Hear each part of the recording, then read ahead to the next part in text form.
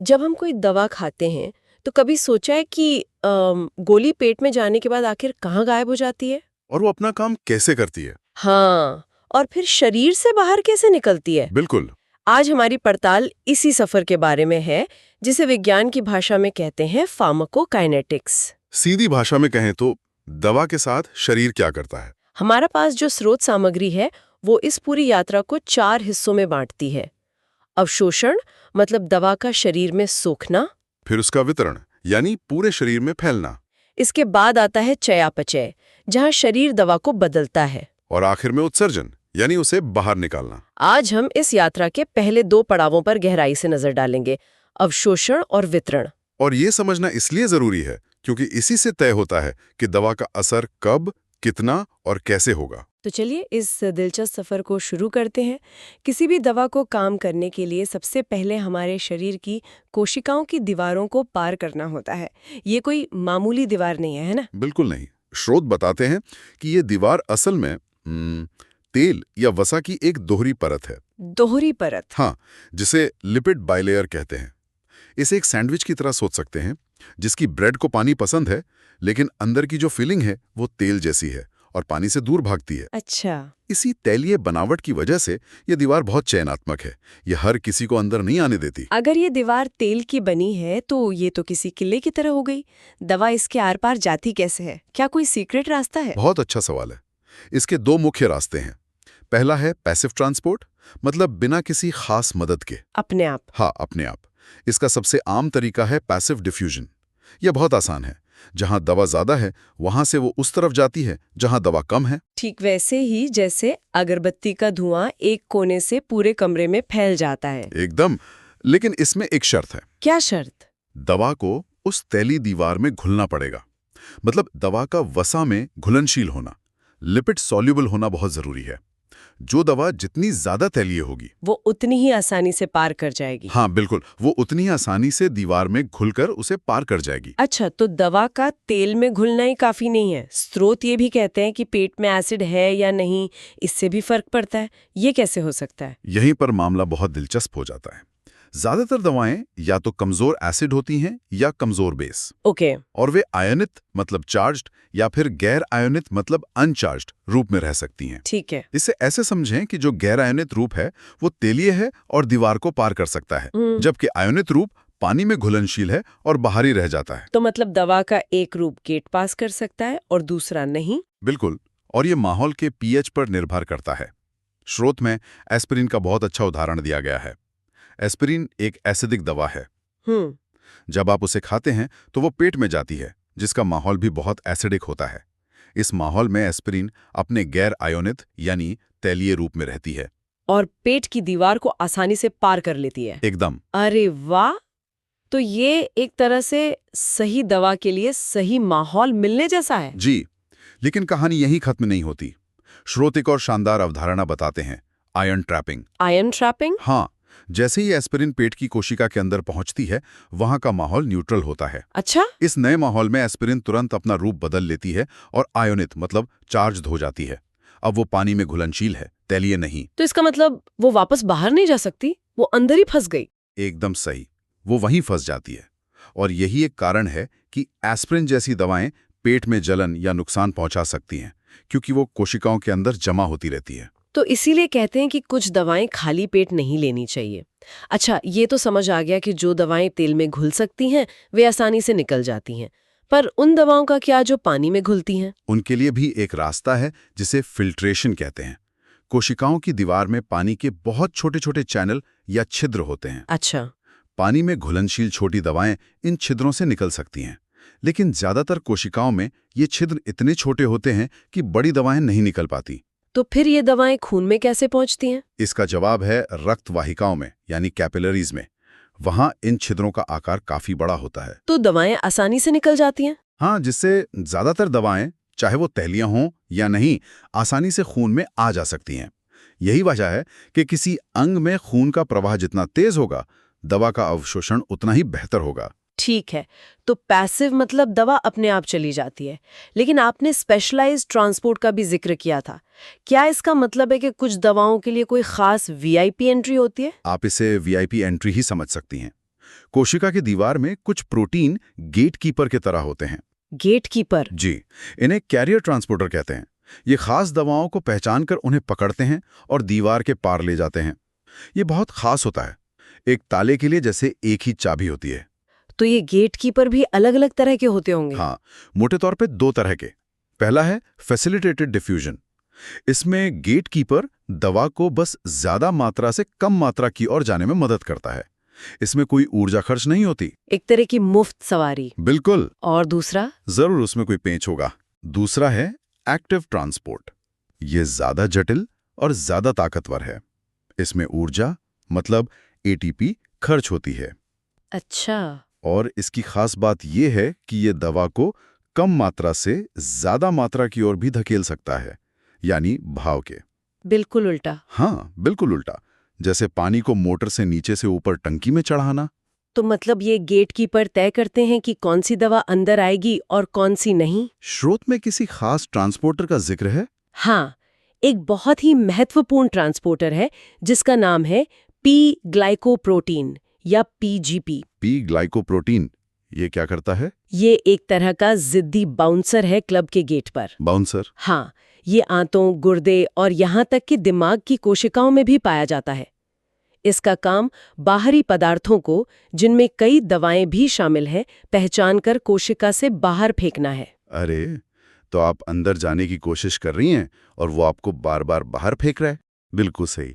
ये शरीर का एक रक्षा तंत्र है, लेकिन ये कुछ दवाओं की प्रभावशीलता को बहुत कम कर देता है, क्योंकि पीजीपी उन्हें शरीर में टिकने ही नहीं देता। तो ये दवाओं के असर ना करने की एक वजह हो सकती है? जी, और कैंसर की दवाओं के प्रति प्रतिरोध पैदा होने में भी इसका बड़ा हाथ है। ये तो बहुत बड़ी बात है।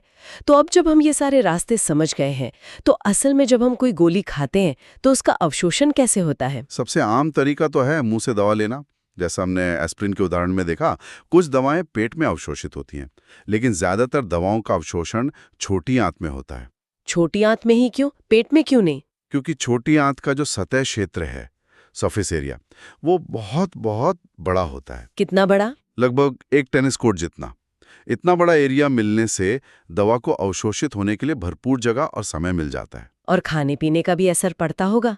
मेरी माँ हमेशा कहती थी कि एंटीबायोटिक्स को दूध के साथ मत लो। तो आपकी माँ बिल्कुल सही कहती थे। स्रोत में इसका जिक्र है। कुछ एंटीबायोटिक्स जैसे टेट्रासाइक्लिन दूध में मौजूद कैल्शियम के साथ जुड़कर एक ऐसा कॉम्प्लेक्स बना लेती हैं जिसे शरीर सोख ही नहीं पाता। तो दवा बेकार हो जाती है? हाँ, दवा बिना असर किए शरीर से बाहर निकल जाती है। आमतौर पर भोजन पेट से दवा के आगे जाने की रफ्तार को धीमा कर देता है, जिससे अवशोषण में देरी हो सकती है। अच्छा, और इंजेक्शन का क्या? वो तो सीधे असर करता है। हाँ, क्योंकि जब दवा इंजेक्शन से त्वचा के नीचे या मांसपेशियों में दी जाती है तो वो सीधे रक्त वाहिकाओं के पास पहुंच जाती है। वहां से अवशोषण बहुत तेज और भरोसेमंद होता है। और त्वचा पर लगाने वाली क्रीम या पैच? हाँ, जैसे दर्द के लिए या निकोटीन पैच। वो कैसे काम करते हैं? त्वचा एक बहुत मजबूत बाधा है, इसलिए सिर्फ वही दवाएं इस रास्ते से दी जा सकती हैं जो बहुत ज्यादा तैलीय हों, ताकि वो त्वचा की परतों को पार कर सकें। ठीक है, तो दवा शरीर में पहुंच तो गई, लेकिन सिर्फ पहुंचना ही काफी नहीं है। स्रोत में जैव उपलब्धता या बायो अवेलेबिलिटी की बात की गई है। ये क्या चीज है? बायो अवेलेबिलिटी का मतलब है कि आपने जो दवा ली उसका कितना प्रतिशत हिस्सा बिना बदले आपके खून तक पहुंचा। अच्छा। जब दवा सीधे नसों में मतलब आईवी दी जाती है तो बायो अवेलेबिलिटी 100% होती है, क्योंकि वो सीधे खून में ही जा रही है। लेकिन जब हम गोली खाते हैं तो ये 100% नहीं होती। अक्सर नहीं। इसके 2 बड़े कारण हैं। हो सकता है दवा पूरी तरह अवशोषित ही ना हो पाए, और दूसरा, या फिर दवा आंत से सोखने के बाद सबसे पहले लिवर में पहुंचती है। लिवर हमारे शरीर का मुख्य फिल्टर है और वो दवा के एक हिस्से को खून में फैलने से पहले ही नष्ट कर सकता है। इसे फर्स्ट पास मेटाबॉलिज्म कहते हैं। स्रोत में एक ग्राफ है जो 3 अलग-अलग गोलियों की तुलना करता है। हाँ, वो ग्राफ बहुत कुछ कहता है। वो दिखाता है कि एक ही दवा की 3 अलग-अलग कंपनियों की गोलियां शरीर में कितना अलग-अलग असर कर सकती हैं। कैसे? एक गोली जल्दी से खून में पहुंचकर असरदार लेवल बना रही है, दूसरी बहुत धीरे-धीरे अवशोषित हो रही है और शायद कभी असरदार लेवल तक पहुंच ही नहीं पा रही। और तीसरी तो लगभग अवशोषित ही नहीं हो रही है। 1 मिनट, ये तो बहुत बड़ी बात है। हमें तो लगता है कि जेनेरिक दवाएं ब्रांडेड दवाओं की तरह ही काम करती हैं, पर ये ग्राफ तो कुछ और ही कह रहा है। बिल्कुल। एक्टिव इंग्रेडिएंट भले ही सेम हो, लेकिन गोली किन चीज़ों से बनी है, कितनी कसकर दबाई गई है, उस पर कोटिंग चाहे, ये सब बातें तय करती हैं कि वो पेट में कितनी जल्दी घुलेगी और अवशोषित होगी। हाँ, अगर शरीर उसे सही से सोख ही ना पाए तो वो किसी काम की नहीं। यही छोटी छोटी बातें असर में जमीन आसमान का फर्क ला सकती हैं। खासकर उन दवाओं में जहां डोज का सटीक होना बहुत जरूरी है। एकदम, जैसे दिल की बीमारी की दवा डिगॉक्सिन। वाह, ये जानकारी तो आंखें खोलने वाली है। चलिए, अब दवा खून में पहुंच चुकी है, अब वो कहाँ जाती है? क्या वो पूरे शरीर में बराबर फैल जाती है? नहीं, ऐसा नहीं होता। दवा का वितरण कई बातों पर निर्भर करता है। दवा कितनी तेलीय है, खून में मौजूद प्रोटीन से कितनी मजबूती से जुड़ती है, और अलग-अलग अंगों में खून का प्रवाह कैसा है। सही। स्रोत में एक और अजीब सा कॉन्सेप्ट है, डिस्ट्रीब्यूशन का आभासी आयतन। आभासी मतलब ये असली नहीं है? तो फिर हम इसे माप क्यों रहे हैं? आपका सवाल बिल्कुल सही है। ये नाम थोड़ा कंफ्यूजिंग है। ये शरीर का कोई असली आयतन नहीं है। ये बस एक सैद्धांतिक संख्या है जो हमें ये बताती है कि दवा खून में रहना ज्यादा पसंद करती है या शरीर के दूसरे ऊतकों में जाकर जमा होना। इसे आसान भाषा में कैसे समझेंगे? अगर किसी दवा का V बहुत कम है तो इसका मतलब है कि दवा ज्यादातर खून में ही रहती है। लेकिन अगर V बहुत ज्यादा है, जैसे डिगॉक्सिन के लिए, तो मतलब है कि दवा की बहुत बड़ी मात्रा खून से निकलकर शरीर के ऊतकों में जाकर जमा हो गई है। और इसका व्यवहारिक महत्व क्या है? इसका एक बहुत बड़ा महत्व है। मान लीजिए किसी ने डिगॉक्सिन की ओवरडोज ले ली। अब हम सोचेंगे कि डायलिसिस करके खून को साफ कर दें, लेकिन क्योंकि दवा का ज्यादातर हिस्सा खून में है ही नहीं, तो वो तो ऊतकों में छिपा बैठा है, इसलिए डायलिसिस बेअसर साबित होगा। समझ गई। तो V हमें बताता है कि दवा छिपी कहाँ है। स्रोत में पुनर्वितरण या रीडिस्ट्रीब्यूशन का भी जिक्र है। हाँ, ये उन दवाओं के साथ होता है जो बहुत ज्यादा तैलीय होती हैं। जब ऐसी दवा शरीर में जाती है तो वो सबसे पहले उन अंगों में पहुंचती है जहां खून का प्रवाह सबसे तेज होता है, जैसे मस्तिष्क, दिल, गुर्दे। बिल्कुल, जैसे एनेस्थीसिया की दवा थायोपेंटोन। वो सीधे दिमाग में पहुंचती है और व्यक्ति सेकंडों में बेहोश हो जाता है। लेकिन असर भी जल्दी खत्म हो जाता है। हाँ, कुछ ही मिनटों में वो दवा दिमाग से निकलकर उन ऊतकों में चली जाती है जहां खून का प्रवाह कम है, जैसे मांसपेशियां और खासकर वसा। जैसे ही दवा दिमाग से हटती है, व्यक्ति को होश आने लगता है। इसी को पुनर्वितरण कहते हैं। तो शरीर में कुछ खास बाधाएं भी हैं जो दवा को हर जगह जाने से रोकती हैं, जैसे दिमाग तक पहुंचना। शरीर में कुछ किलेबंद इलाके हैं। सबसे मजबूत किला है ब्लड ब्रेन बैरियर। वो क्या है? दिमाग की खून की नलियों की बनावट बहुत खास होती है। वहां की कोशिकाएं एक दूसरे से इतनी मजबूती से जुड़ी होती हैं कि कोई खाली जगह नहीं होती। सिर्फ बहुत ज्यादा तैलीय दवाएं ही इस दीवार को पार करके दिमाग तक पहुंच सकती हैं। और प्लेसेंटा, जो माँ को भ्रूण से जोड़ता है? प्लेसेंटा भी एक बैरियर है, लेकिन ये ब्लड ब्रेन बैरियर जितना मजबूत नहीं है। इसे एक लीक होने वाली बाड़ की तरह समझ सकते हैं। इसका मतलब? दुख की बात यह है कि ज्यादातर दवाएं इस बाड़ को पार करके मां से भ्रूण तक पहुंच सकती हैं। इसीलिए गर्भावस्था में दवाएं बहुत सोच समझ कर दी जाती हैं। ठीक है, तो दवा खून में है, फैल रही है, लेकिन क्या वो खून में अकेले तैरती है? नहीं, ज्यादातर दवाएं खून में पहुंचते ही वहां मौजूद प्रोटीन से जुड़ जाती हैं, खासकर एल्ब्यूमिन नाम के प्रोटीन से। इस जुड़ाव का क्या मतलब है? ये बहुत महत्वपूर्ण है। केवल वही दवा असर करती है जो मुक्त हो, यानी जो प्रोटीन से बंधी हुई ना हो। तो बंधी हुई दवा का क्या होता है? जो दवा प्रोटीन से बंध गई है वो एक तरह से निष्क्रिय है। ये बंधी हुई दवा एक भंडार या रिजर्वायर की तरह काम करती है। अच्छा। जैसे जैसे मुक्त दवा अपना काम करके शरीर से बाहर निकलती है, बंधी हुई दवा धीरे धीरे प्रोटीन को छोड़कर उसकी जड़ा ले लेती है। इससे दवा का असर ज्यादा देर तक बना रहता है। लेकिन तब क्या होता है जब कोई व्यक्ति एक साथ दो ऐसी दवाएं ले रहा हो जो एक ही प्रोटीन से जुड़ना चाहती हैं? ये एक बहुत खतरनाक स्थिति पैदा कर सकता है।